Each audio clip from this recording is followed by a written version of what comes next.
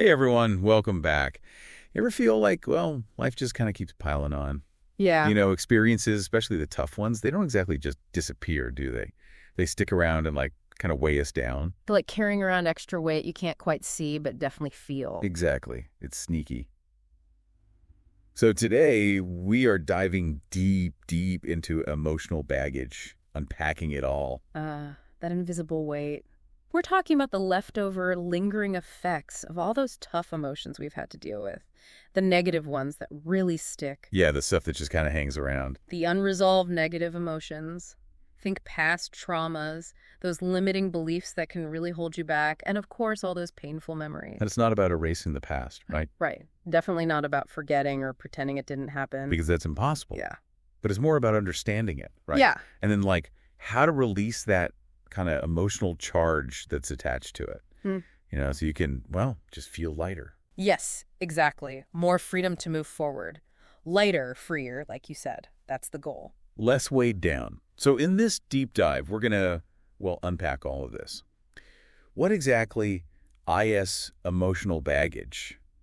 And why do we hold on to it? It's like a psychological puzzle, isn't it? It really is. And we're going to dig into, the science behind it all.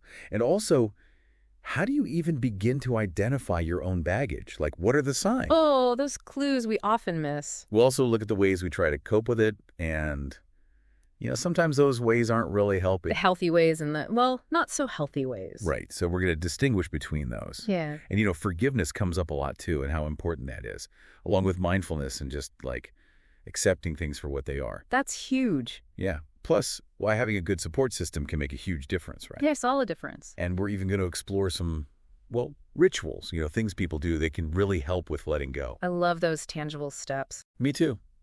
I find those really helpful. So our aim here is to break it all down, take all this information and distill it into clear, actionable things you can actually use. Exactly. Give you those aha moments. Without feeling overwhelmed. Yeah. Because it can feel kind of overwhelming. So, first things first, what exactly are we talking about when we say emotional baggage? Let's get that defined. All right, let's define it. Emotional baggage, it's basically that collection, that buildup of all the unresolved negative feelings. Stuff we just haven't really dealt with. Right, it's lingering. And as we mentioned, it includes past traumas. And that doesn't just mean those huge life-altering events. It's also those smaller, maybe more subtle but chronic negative experiences that really accumulate over time.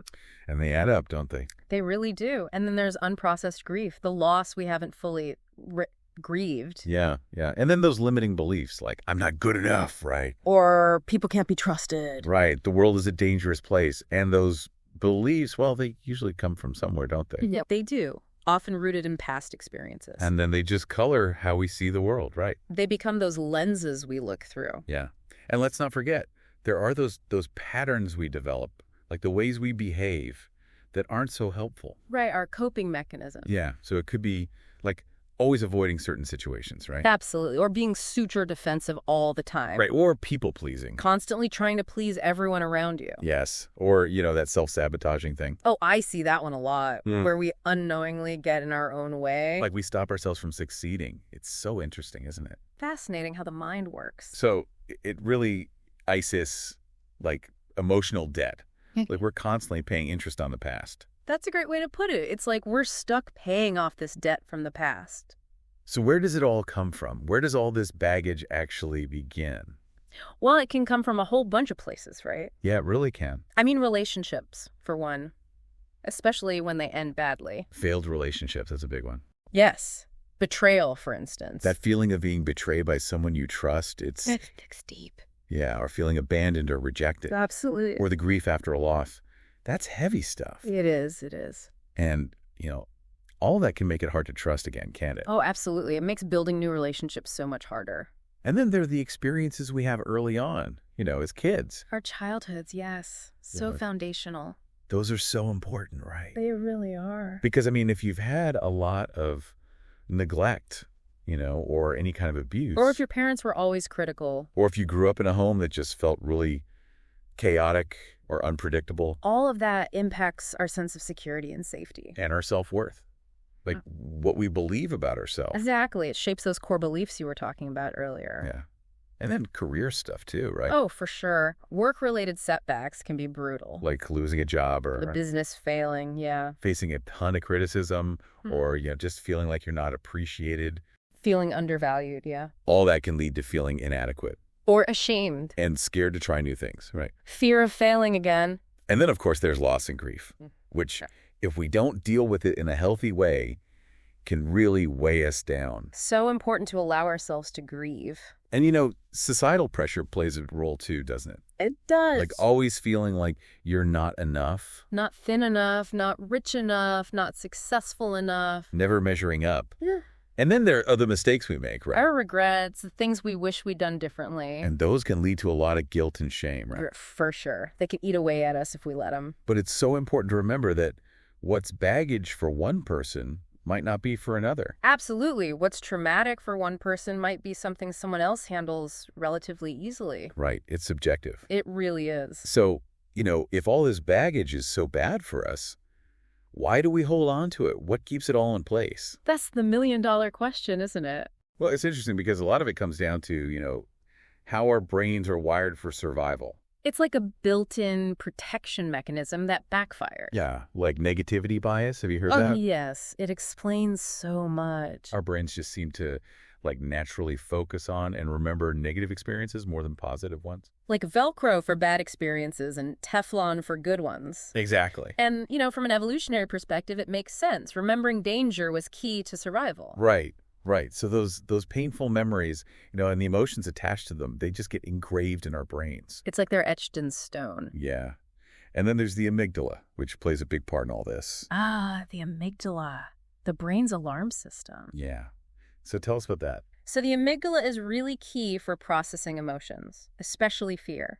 And when we experience something scary or traumatic, the amygdala kicks into gear. Like an alarm bell going off. Exactly. It triggers that fight, flight, or freeze response, the one that helps us survive in dangerous situations. And it also helps make sure those memories, the ones connected to those big emotions, get really deeply embedded in our minds. So we remember to avoid them next time. Exactly. It's supposed to protect us, but sometimes it can be a little too good at its job. How so?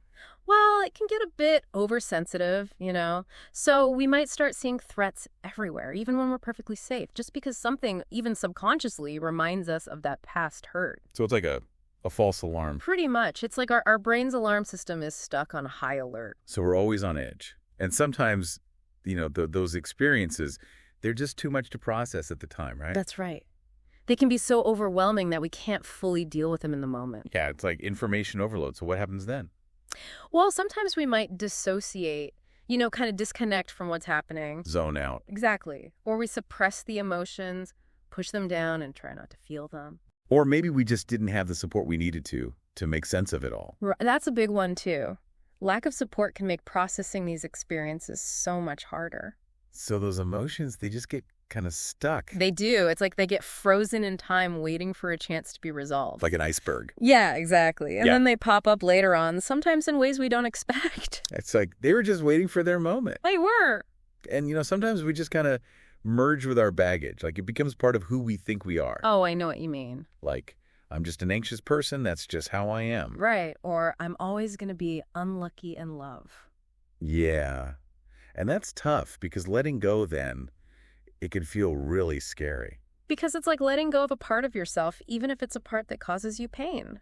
You've mentioned that heavy backpack analogy before. I have. It's a good one, right? It really is. Are there other ways to kind of picture it, the impact emotional baggage has? Oh, absolutely. Think of an anchor. Like a big, heavy anchor. You want to move forward in life, sail towards new experiences, new relationships. But you're stuck. But you can't because you're anchored to the past. And the past, in this case, is that emotional baggage Holding you back. weighing you down. And sometimes it's like looking through like a distorted lens. Oh, yeah. Because past pain, it can really change how you see things now. It colors our perception of the present. Like if someone betrayed you before, it's understandable that you might be suspicious of anyone new. It's like you're always looking for signs of trouble. Or if you failed before, you might not see opportunities, or you might see them, but you're too scared to go for them. Fearful of repeating the past. And sometimes it feels like chains, doesn't it? It does. It does. Like we're literally chained to the past. to that person or that event. Yeah. And it just drains your energy. Absolutely. It keeps us from being truly free. So we have a better understanding now of, well, what emotional baggage is and why it's so hard to, let go of. Right. Why it persists. But why would we hold on to it, even if we know it's causing us harm? That's a great question, and that's where things get really interesting. They do. So one of the things our research pointed to is something called cognitive dissonance. Have you heard of that? Oh, yes. That's a big one in psychology. It's like when your beliefs clash with each other or when your actions don't match up with what you believe. And we hate that. Like as humans, we just do not like that conflict. It creates so much discomfort. So we try to resolve it, even if it means, clinging to our baggage. Makes sense, doesn't it? We want to feel like our thoughts, feelings, and actions are all in harmony. So can you give an example of how this might look? Sure. Imagine someone who really believes, like, deep down, they deserve to be treated well. With kindness and respect? Yes. But they stay in a relationship where they're constantly being mistreated. So their actions don't match their beliefs. Right. So there's a huge conflict there. And to deal with that discomfort, they might start to rationalize things. Like, it's not that bad. Yeah, or they didn't mean it. It's a bad day. Or even, maybe I don't deserve better after all.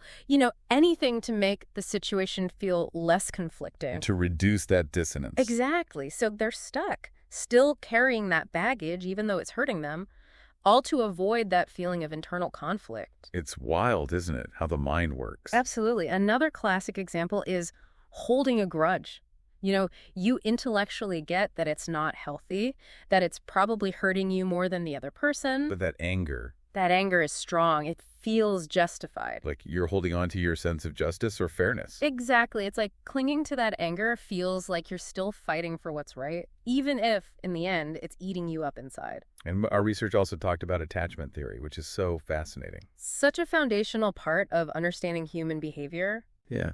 So how do those early relationships, the ones we have with our parents or caregivers, how do those affect our ability to, let go later in life? It's all about those early blueprints we develop for relationships. How we connect, how we handle being separated, and how we deal with loss. It sets the stage for all our future relationships. And those patterns can be tough to break, right? They can be. And people with insecure attachment styles, which often develop from those early relationships that were inconsistent or maybe neglectful, they tend to find letting go particularly difficult. So can you break that down a bit? Like, what are some of the different attachment styles? Sure. So someone with an anxious, preoccupied style, they might be really clingy, right? Because they're terrified of being abandoned. Exactly. And letting go for them can feel like a huge threat. So they might cling to those past hurts because it feels familiar, feels safer in a way. And then there's the avoidant type, right? Yes. They're the ones who might suppress their emotions. Bottle them up. Push them down, avoid feeling them. Because it's too vulnerable. Vulnerability is scary for them, so they might struggle to acknowledge the pain of letting go.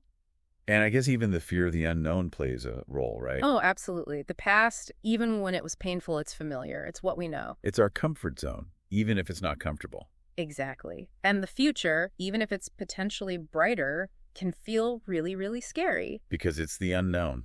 Exactly. And then there's this thing, neuroplasticity.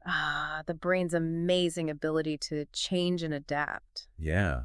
So tell us about that and how it relates to this whole holding on to negative emotions thing. Okay, so neuroplasticity basically means that our brains can rewire themselves. Like physically change. Yeah, by forming new connections between neurons. And it happens throughout our lives, not just in childhood. It's so hopeful, isn't it? It really is. It means we're not stuck with the brain we're born with. And there's this saying, neurons that fire together, wire together. Meaning that when we keep thinking the same thoughts or feeling the same emotions over and over again, we're strengthening those specific pathways in our brains. It's like creating a well-worn path. Exactly. The more we travel that path, the easier it becomes to fall back into those same patterns. It becomes the default. And that can be good, right? It can be if it's a positive pattern. But if it's negative, like constantly dwelling on painful memories or engaging in negative self-talk, we're actually reinforcing those neural circuits. So we're making it more likely that we'll keep feeling that way. Exactly. It's like digging ourselves deeper into a rut, and then there's rumination, that endless cycle of replaying negative events in our mind. Going over and over it. Exactly. And that just keeps the pain fresh and reinforces those negative pathways. It's like a vicious cycle. It is. But the amazing thing about neuroplasticity is that it works both ways. So we can change those patterns. We can. We can intentionally cultivate new, healthier patterns of thought and behavior. And that's encouraging. It is. It is. And over time, those new pathways become stronger and the old, unhelpful ones weaken. So we're not doomed to repeat those same patterns forever. Our research also mentioned that there are some serious consequences to constantly resisting our emotions. No, yeah. Bottling up our emotions can really take its toll. What are some of the ways it can affect us? Well, firstly, it just takes a lot of energy, doesn't it? It's exhausting. It's like we're constantly at war with ourselves. And that chronic resistance, that tension, triggers our stress response. So our bodies are in constant fight or flight mode. Yeah, and that leads to a surge of stress hormones like cortisol. And too much cortisol over time can have some serious impacts on our physical health. Like what? It can mess with our cardiovascular system, weaken our immune system, make us more prone to getting sick. So we're more likely to catch colds and stuff? Yes, and we're more likely to experience digestive problems. Like upset stomachs and stuff? Yeah, and then there's the constant fatigue. Just feeling drained all the time? Yeah, and emotionally, it can really fuel anxiety and depression, make us more prone to negative thoughts and feelings. And it can affect our relationships too, can't it? Oh, absolutely. We might start projecting our unresolved issues onto the people around us. Without realizing it. Yeah. And we might even sabotage good relationships because we're subconsciously expecting them to fail. And that's heartbreaking, isn't it? It is. It is. And ultimately, resisting our emotions just prevents us from healing. It keeps us stuck. Okay, so it seems like the first step towards dealing with emotional baggage is becoming aware of it, right? Absolutely. Self-awareness is key. So how do we do that? How do we start to identify what we're actually carrying around? Well, introspection's a good place to start. Taking some quiet time to really reflect on what's going on inside. Like looking inward. Exactly. And it's important to do it without judging yourself. Just observe your thoughts and feelings with curiosity. And journaling can be a great tool for this. Oh, journaling is so helpful. It really is. And our research suggests some prompts that might be helpful. Oh, like what? Well, for example, you could explore your triggers. Those things that tend to set off a strong emotional reaction in you. Like what are the specific situations or people or even thoughts that bring up those difficult feelings? Exactly. And you could think about your recurring pain points, those past experiences that still carry a lot of emotional weight. The ones we keep replaying in our minds. Yes, or look for patterns in your relationships. Like, are you always attracting the same type of person? Yeah. Or are you always ending up in the same kind of conflict? Right. Or notice when you get really defensive. Because that can point to some underlying sensitivities. It can.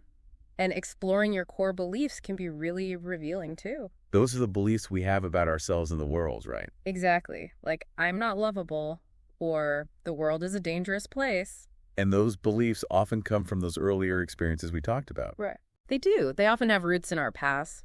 But the key is to approach all this with curiosity and compassion. Like you're an investigator, just trying to understand yourself better. Not to beat yourself up. Exactly. And it's not just about our thoughts and feelings, is it? Our bodies can hold on to this stuff too. They absolutely can. Like how? What are some signs? Well, sometimes our bodies will signal distress before we're even consciously aware of it. Like warning signs. Exactly. Yeah. And they can be really subtle, so it's about paying attention. So what should we be looking out for? Well, chronic muscle tension is a big one, especially in the neck, shoulders, jaw. People carry a lot of tension in their shoulders. They do. And that can be a sign of, unexpressed anger or stress that we're holding on to. What about digestive issues? Oh, yeah. Things like IBS can be strongly linked to emotional stress. I would never have connected those two. You'd be surprised how connected our gut and brain are. And what about fatigue? Just feeling tired all the time. That's a common one, too. And if it's not because of a physical issue, it could be a sign that you're carrying a lot of emotional weight. Interesting. Headaches are another common sign, and migraines, too. And what about breathing?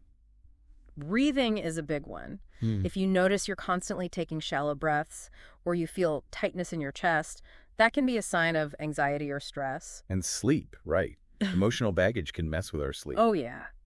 Trouble falling asleep, waking up in the night, not feeling rested even after a full night's sleep. So if we're noticing these things, it's worth asking ourselves, what might our body be trying to tell us? Exactly. Our bodies are always communicating with us. We just need to listen. In our research, there was a case study about a woman named Sarah who really struggled with trust in her relationships. Oh, yeah, I remember Sarah. How did her story show that connection between, like, past baggage and her behavior? Well, Sarah had been through a really painful betrayal in a previous relationship. Like someone she really loved cheated on her. Yeah, something like that. And she never really allowed herself to process the pain of that. Didn't deal with it. Right. And years later, she found herself constantly struggling in her new relationships. Always suspicious, always assuming the worst. Pushing people away. Yeah, and she couldn't figure out why. But through some self-reflection and eventually therapy, she started to connect the dots. Like, she started to see the patterns. Yeah, she realized that those current relationship struggles were being driven by that unresolved trauma from her past. That unprocessed baggage. Exactly.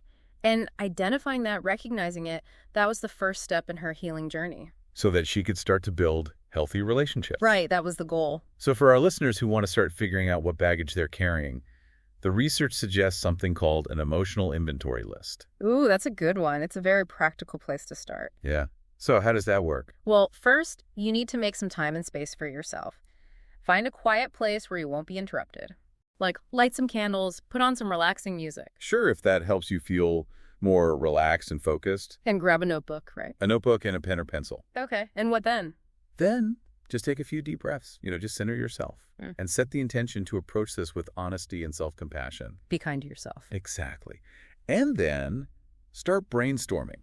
Think about all the significant events in your life, both the good and the bad. The highlights and the lowlights. Exactly. The relationships, the career milestones, the losses, any major transitions. Just write them all down. Just let them flow. Don't censor yourself. Okay. And once you have that list, then go back Yeah. and for each of those more challenging events, identify the specific emotions you associate with them. like, name the feelings. Yeah. And be specific. Instead of just saying sad, maybe it's grief or disappointment or loneliness. Okay. And what about those body signals we talked about earlier? Right. Think about whether any particular physical symptoms tend to come up when you think about certain events or feelings. Interesting. And finally, just take a step back and look at your inventory. Without judgment. Without judgment. This isn't about criticizing yourself. It's just about gathering information. Okay. And then see if you can identify 1 to 3 key pieces of baggage that feel most relevant to your life right now. So like the stuff that's really impacting you in the present. Exactly. And those can be your starting points for further exploration and healing. Okay, so once you have a better understanding of your baggage, it's natural to want to, cope with it, to deal with those uncomfortable feelings. Right. We all have coping mechanisms, ways we deal with stress and difficult emotions. But some of those ways are healthier than others, right? That's right. Some coping mechanisms are more like Band-Aids. They just cover up the problem. Yeah, they provide temporary relief, but they don't actually address the root cause. So what are some examples of those unhealthy coping mechanisms? Well, denial is a big one. Just pretending the problem doesn't exist. Exactly. Or avoidance. Actively avoiding anything that reminds you of the painful event or feeling. Running away? Yeah. And then there's substance abuse. Using drugs or alcohol to numb the pain. And that can lead to a whole other set of problems. It can. And then there's emotional eating. Using food to comfort yourself when you're feeling down. Stress eating. Yeah. And then there's distraction. Like staying super busy all the time. Exactly. Or spending hours on screens or social media. Just anything to avoid dealing with your feelings. Exactly. And then there's rumination. That's the one where you just replay the same thoughts over and over in your head. Right. And it can feel like you're trying to solve a problem, but it just ends up making you feel worse. Because you're stuck in a loop. Yeah. And then there's blaming others. Making it someone else's fault. Yes, externalizing the blame. It's a way to avoid taking responsibility for your own part in things. And it keeps you stuck. It does. And then there's aggression. Lashing out at people. Yeah. It's like misdirected anger. And that can really damage relationships. It can. And finally, there's social withdrawal. Isolating yourself from others. Yes. It's understandable to want to withdraw when you're hurting, but if it becomes a long-term pattern, it can really make things worse. So if those are the unhealthy ways of coping, what are some healthy ways? Well, healthy coping mechanisms are all about facing your emotions. Not running away from them. Exactly. And processing them in a way that promotes healing and growth. Okay. So that might involve seeking professional help. Like therapy. Yes. There are so many different types of therapy that can be really helpful. Like what? Well, there's CBT, cognitive behavioral therapy. Which is all about changing your thought pattern. Right. And there's DBT, dialectical behavior therapy, which is really helpful for managing intense emotions. And what about EMDR? I've heard that's really effective for trauma. It is. It stands for eye movement desensitization and reprocessing, and it helps to process traumatic memories. And then there are